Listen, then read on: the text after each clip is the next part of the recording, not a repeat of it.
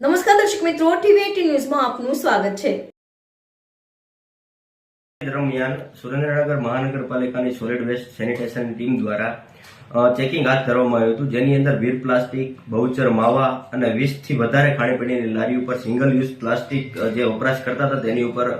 Checking હાથ ધરવામાં આવેલું હતું, જેની અંદર અંદાજિત વીર પ્લાસ્ટિકની અંદરથી પ્લાસ્ટિકના સિંગલ યુઝ પ્લાસ્ટિક જે છે એનો જથ્થો મળી આવેલો હતો।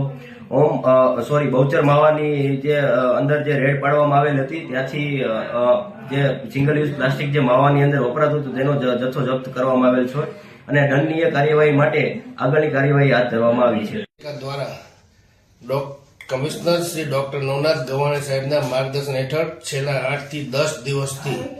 સુરેન્દ્રનગર મહાનગરપાલિકા વિસ્તારમાં સિંગલ યુઝ પ્લાસ્ટિકનો વેપાર કરતા વેપારીઓ તેમજ કારખાનેદારો સામે કડક કાર્યવાહી હાથ ધરવામાં આવી રહી છે, જેમાં અત્યાર સુધીમાં અંદાજે 20 થી વધુ કારખાનેદાર તેમજ વેપારીઓ પાસેથી દંડની વસૂલાત કરવામાં આવી છે। તેમ છતાં પણ હજુ સુધી વેપારીઓમાં કોઈ પણ જાતની સમજ ન આવવાથી કે ન હોવાથી કે કોઈ પાલન ન થતું હોવાથી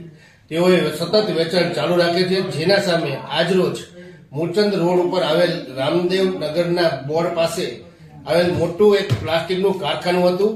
જેની અંદર માલિકને વારંવાર ફોન કરવા છતાં પણ તેઓ હાજર રહ્યા નહોતા અને કોઈ પણ જાતનો અમને સપોર્ટ કરવામાં આવ્યો નહોતો, જેના કારણે કમિશનર સાહેબની સૂચના મુજબ આજરોજ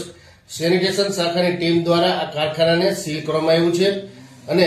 હવે ભવિષ્યમાં જ્યારે તેઓ હાજર થશે માલિક, ત્યારે કમિશનર સાહેબની સૂચના મુજબની આગળની કાર્યવાહી હાથ ધરવામાં આવશે। આ કારખાનું આજુબાજુના રહીશો પાસેથી જાણવા મળતી માહિતી મુજબ